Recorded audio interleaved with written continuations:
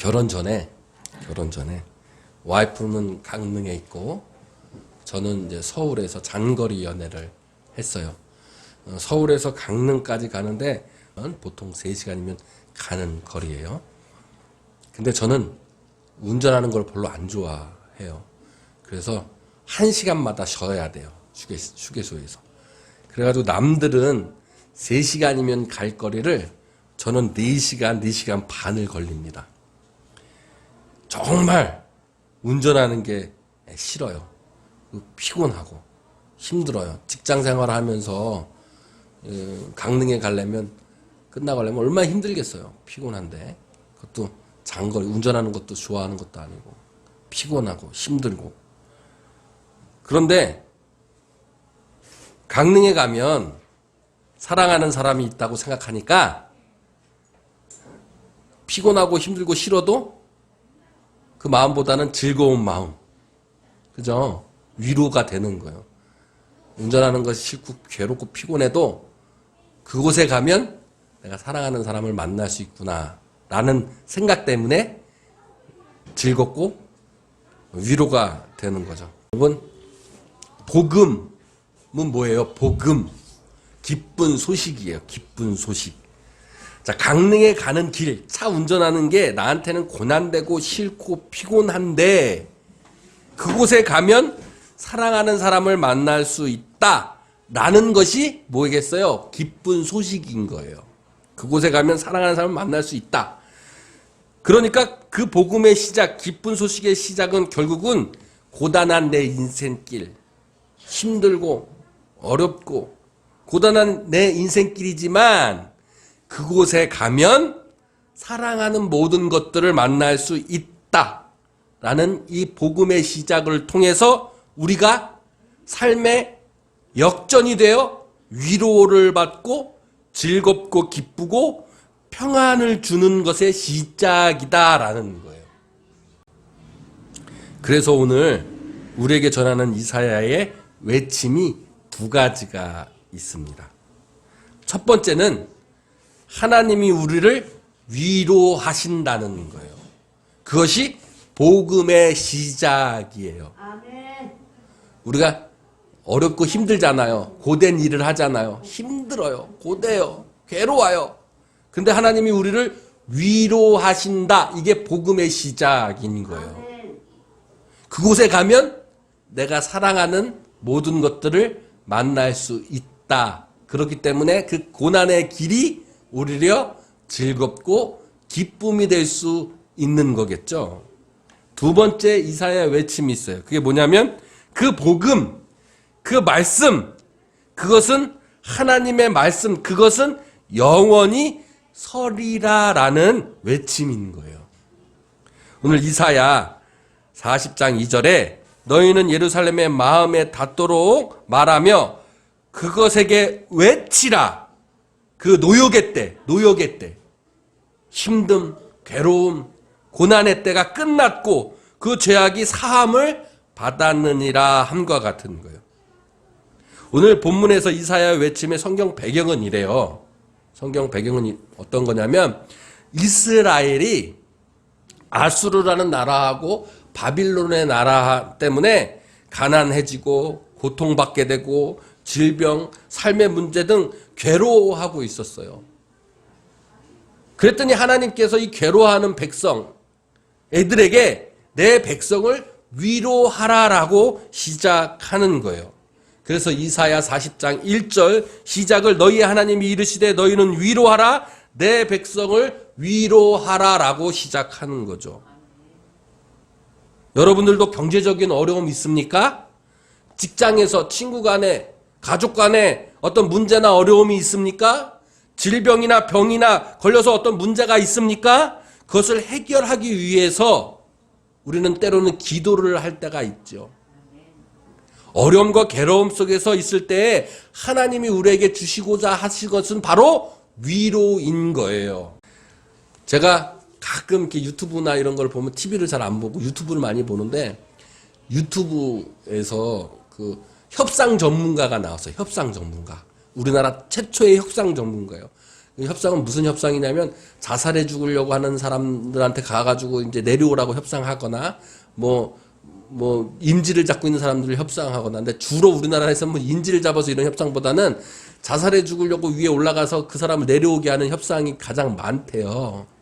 근데 이분이 하는 얘기가 뭐냐면 어디 나면 유퀴즈라는 프로그램에 나왔어요. 유재석하고 그분이 협상할 때 해서는 안 되는 말이 3가지가 있대요. 3가지가. 첫 번째는 진정하세요라는 거예요. 진정이 안 돼서 올라가는데 진정이 되겠어요? 진정하세요. 그리고 두 번째로는 빨리 이쪽으로 나오세요라는 거예요. 뜬금없이 나오라 그러면 나오게 더 열받게 한다는 거죠. 마지막으로는 저도 참 그게 처음에 이해가 안 가는데 마지막에는 무슨 말을 하면 안 되냐면 나는 당신을 이해합니다라는 말을 하면 안 된대요. 이상하다. 보통이면 당신을 이해합니다라고 해야 되는 거 아닌가? 했더니 절대로 그 말을 쓰면 안 된다는 거예요. 왜냐하면 절대로 그 사람을 내가 이해할 수 없다는 거예요. 만약에 내가 당신을 이해합니다라고 얘기하면 네가 내 삶을 살아보지도 않는데 나를 어떻게 이해하게 더 화가 난다는 거예요. 오히려 이해합니다라는 말보다 당신 이야기를 내가 듣고 싶습니다라고 이야기를 해야 된다는 거예요. 그래서 난 당신을 이해합니다라는 말을 쓰는 게 그렇게 좋은 얘기는 아니구나라는 걸 깨달았어요. 위로가 그런 것 같아요. 내가 너를 이해합니다라고 위로하는 것보다는 내가 당신의 이야기를 듣고 싶습니다라고 이야기할 때가 더 위로가 된다는 거예요. 어쨌든 간에 그래서 하나님께서는 우리에게 기도하길 원하시는 거예요. 기도하면 우리에게 위로를 주시겠다는 거죠. 우리가 경제적인 어려움, 이스라엘처럼 어떤 고통, 질병, 노역, 그리고 가정의 문제, 병의 문제가 있을 때 우리는 기도하면서 하나님께 그 해결을 요구합니다.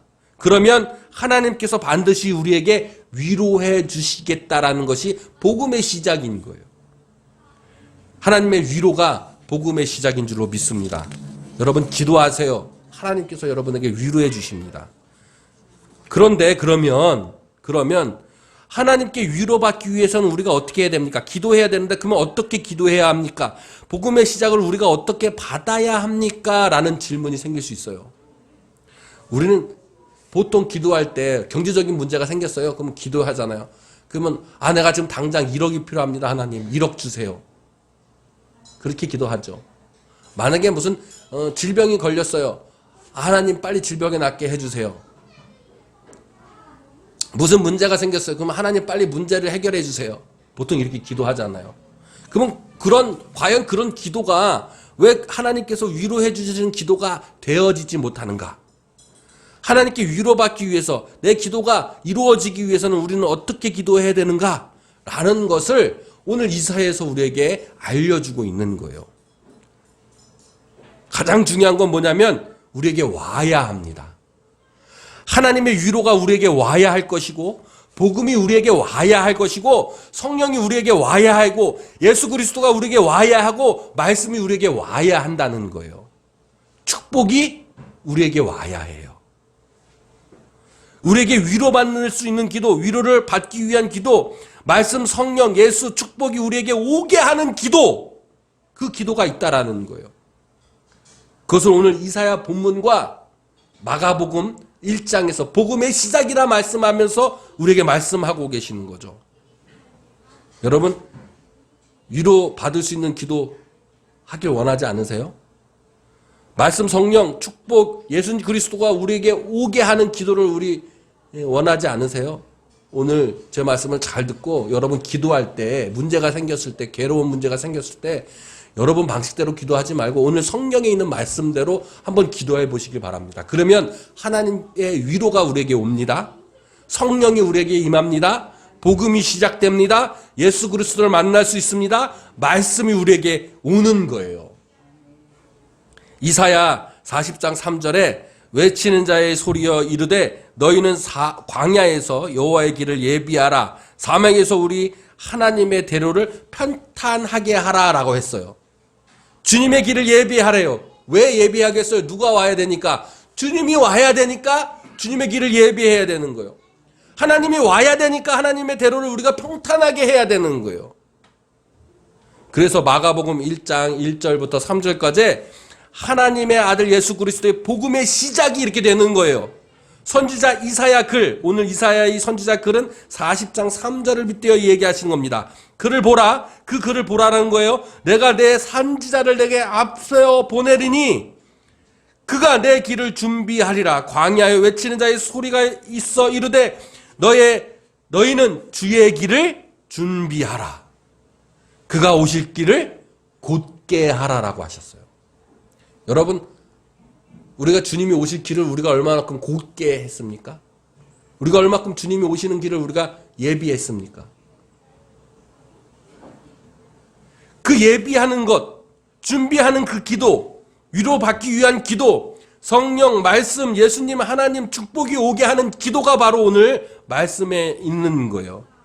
하나님의 위로, 복음, 성령, 예수 그리스도, 말씀이 우리에게 오는 길을 예비하고 준비하고 평탄하게 하는, 그러면 참 위로와 평안과 축복을 얻게 되는 거예요.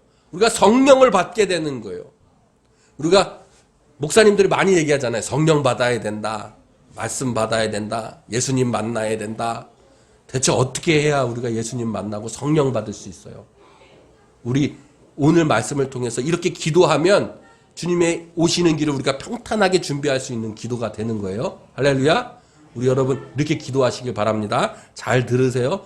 뭐 문제가 생겼을 때, 뭐 경제적인 문제가 생겼을 때, 나 돈 1,000만 원 필요하니까 1,000만 원 주세요. 이렇게 기도하지 마시고 오늘 제가 말씀하시는 기도를 통해서 여러분 위로를 받으시길 바랍니다.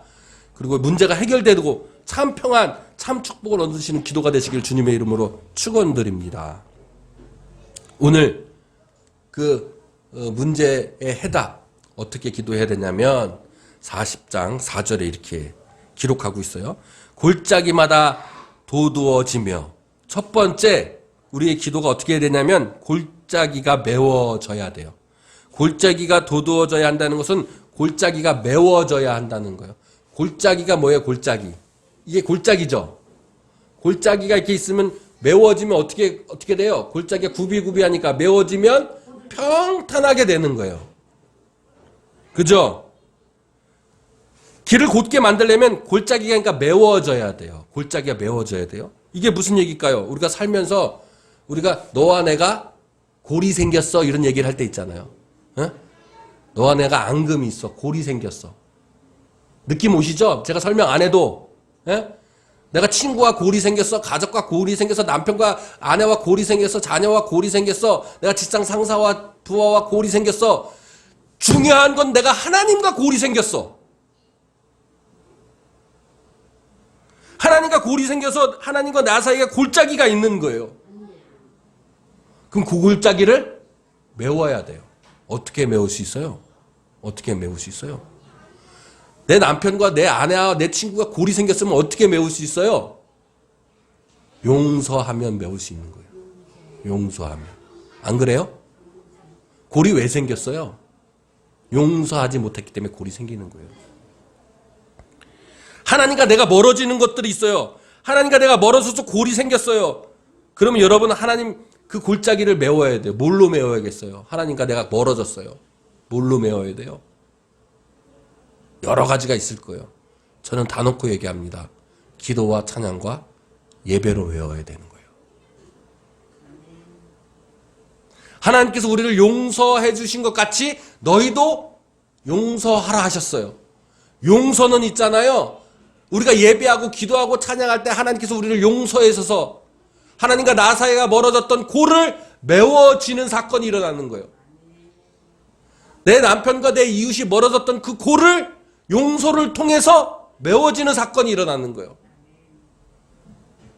두 번째, 산마다 언덕마다 낮아지며 그랬어요. 산은 높고 언덕도 높잖아요. 그럼 어떻게 돼요? 이게 낮아져야 평탄해지는 거예요. 높은 산이 있으면 길을 가로막습니다. 낮아져야 돼요. 이게 무슨 말일까요, 여러분? 내 교만한 마음이 낮아져야 되는 거예요. 주님 앞에서 겸손해야 되는 거예요. 말씀 앞에서 겸손해야 되는 거예요. 세 번째, 고르지 못한 곳을 고르게 해야 합니다. 이게 무슨 이야기냐면 우리가 삐뚤삐뚤 구비구비 시골길에 구비구비 고비고비 되어 있잖아요. 고르지 못한 길인 거예요. 그것을 굳게 평탄하게 하려면 쭉 펴져야 되는 거죠. 자, 삐뚤어진 길 구비구비한 건 어떤 걸까요? 내 마음 안에 굽어진 마음들이 있어요. 삐뚤어진 마음이 있다라는 거예요.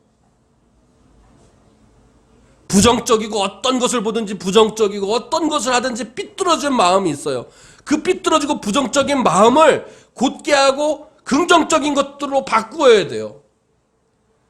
하나님, 말씀, 성령, 예수님에 대한 이야기를 하면 내 마음이 굽이굽이 삐뚤어져가지고 부정적인 말만 하고, 성령의 역사, 성령의 은사 얘기하면 그게 뭐 사건적으로 진짜 일어날 수 있어? 하나님 얘기하면 구부러지고 삐뚤어진 얘기만 하고, 예수님 말씀 이야기하고 성령 이야기하면 구부러지고 삐뚤어지고 부정적인 이야기만 하면 주님이 오시는 길을 예비할 수 없다는 거예요. 어떤 사람이, 친구가, 직장 상사가, 직장 동료가, 남편이, 가족들이 나한테 어떤 얘기를 했더니 내가 마음이 구비구비해져가지고 부정적인 말만 대답하고 삐뚤삐뚤하게 얘기하면 어떻게 되겠어요? 그러면 위로가 없는 거예요. 네 번째, 험한 곳이 평지가 되어야 합니다. 내 마음에 울퉁불퉁한 마음이 있어요. 내 마음 안에 바위 같은 것들이 있고 돌들이 있어요. 그런 것들 다 치워버려야 되는 거예요. 내 마음 안에 바위들이 있고 돌들이 있으면 남에게 상처를 줍니다. 그 상처를 통해서 나도 상처를 받아요. 그렇기 때문에 우리는 내 마음이 울퉁불퉁했다면, 내 마음에 바위들이 있다면, 앙금이 있다면, 돌들이 있다면 다 치워버리고 넉넉한 마음으로 우리 나와야 되는 거예요. 여러분, 어려운 일, 괴로운 일이 생겼을 때 하나님께 위로를 받기 위해서 이렇게 기도하시길 바랍니다. 정리합니다. 성령을 받기 위해서, 말씀을 받기 위해서, 하나님의 위로를 받기 위해서, 축복을 받기 위해서 이제 이렇게 기도하세요. 내 마음의 골짜기, 남을 시기하고 용서하지 못한 내 마음을 용서하시고, 주님과 멀리 있던 내 마음을 용서해 주십시오. 이렇게 기도하셔야 되는 거예요. 또 내 마음의 높은 산, 내 마음에 있는 높은 언덕, 내 마음에 있는 교만 겸손하게 해주시고, 말씀 앞에서 내 것을 세우는 것이 아니라 말씀 앞에서 겸손하게 해주세요. 이렇게 기도하셔야 되는 거예요. 또 내 마음 안에 삐뚤어진 생각, 내 마음 안에 있는 부정적인 생각, 이 생각들을 할 수 있다라는 능력의 믿음으로 바꿔주시고, 말씀 앞에서 늘 긍정의 믿음으로 바꿔주세요 라고 기도하셔야 되는 거예요. 그리고 마지막으로 내 마음 안에 있는 울퉁불퉁했던 바위들, 돌들, 앙금들 다 치워버리고 넉넉한 마음을 주세요. 말씀 앞에 거리는 모든 내 생각들을 다 치워버리게 하시고 말씀을 깨닫는 마음을 내게 주세요 라고 기도할 때에 하나님께서 우리에게 모든 문제를 해결하는 위로를 주신다는 거예요. 돈이 필요하세요? 경제적인 문제가 있으세요? 삶에 어떤 문제가 있으세요? 돈 필요하니까 1,000만 원만 주세요. 이렇게 기도하는 것이 아니라 오늘 제가 말씀드린 기도를 하세요. 그러면 하나님께서 위로를 우리에게 주세요. 그리고 해결의 복음의 시작이 거기서부터 시작되는 거예요. 여러분, 복음의 시작, 예수 그리스도, 말씀, 성령, 그 마음의 길, 그 위로의 길, 하나님의 위로가 여러분과 함께 하시기를 주님의 이름으로 축복드립니다. 두 번째 이사야의 외침이 있어요. 이사야 40장 6절에 말하는 자여 소리여 말하는 자의 소리여 이르되 외치라 대답하되 내가 무엇이라 외치리까 라고 질문했어요. 제가 아까 전에 말씀드렸잖아요. 운전하는 거 싫어해요. 피곤하고 괴롭고 힘들어요. 남은 3시간 걸리는 거 난 4시간 5시간이 걸려야 돼요. 휴게소는 3번 4번 쉬었다 가야 돼요. 그렇게 쉬었다 가더라도 그 괴로운 운전이라도 뭐만 생각하면, 그곳에 가면, 목적지에만 가면 내가 사랑하는 사람을 만날 수 있구나 라는 생각 때문에 즐거움이 된다 그러잖아요. 그런데 그 목적지에 가면 살아가는 사람이 있는 게 아니라 일거리만 잔뜩 있어요. 그러면 어때요? 괴롭죠. 괴로운 거예요. 지옥 같은 거예요. 즐겁지 않아요. 그런데 무엇을 외쳐야 돼요? 무엇을 외쳐야 되냐면 목적지에 가면 사랑하는 사람을 만날 수 있다라고 외치라는 거예요. 그 사람을 만나면 그곳에 가면 그것을 때문에 내가 위로가 되고 기쁨이 된다는 거죠. 그래서 우리가 외쳐야 될 것은 뭐냐면 그 목적지에 가면 내가 사랑하는 것들을 만날 수 있다라는 거예요. 그 사랑하는 것이 뭐냐? 이사야 40장 8절에 풀은 마르고 꽃은 시드나 우리 하나님의 말씀은 영원히 서리라라는 거예요. 그 목적지에. 이게 무슨 얘기일까요? 세상에 있는 것들은 풀과 꽃처럼 아름다워 보이지만 뭐예요? 결국은 시들어버리는 것들이에요. 없어지는 것들이라는 거예요. 아름다워 보이지만 영원하지 않지만 그러나 마지막 그 목적지 그곳에 가면 하나님의 말씀은 영원히 서 있다라는 거예요. 괴롭고 힘들고 싫어도 끝까지 가서 만나면 말씀 하나님 예수님 성령님이 그곳에 계십니다. 그것이 우리가 위로가 되는 거예요. 그것이 복음의 시작이라는 거죠. 잘 이해가 안 가요, 목사님. 왜요? 그곳에 가면 예수님 말씀이 있고 하나님이 있는 게 그게 왜요? 그게 왜 위로가 되는 거죠? 마지막 목적지에 가서 돈이 있고 황금이 있고 이러면 더 좋지 않아요? 그게 왜 위로가 되는 거예요? 이게 무슨 뜻이죠? 라고 질문할 수 있을 거예요. 자, 이게 무슨 뜻인지 제가 예화를 들어서 잘 설명을 드릴게요. 이게 복음의 시작인 거예요. 여러분, 외국에 전 세계에서 가장 부자인 사람이 있어요. 가장 부자인 사람이 있어요, 외국에. 그런데 저 조그만 나라, 이 대한민국에 기업을 물려줄 아들이 거기에 살고 있는 거예요.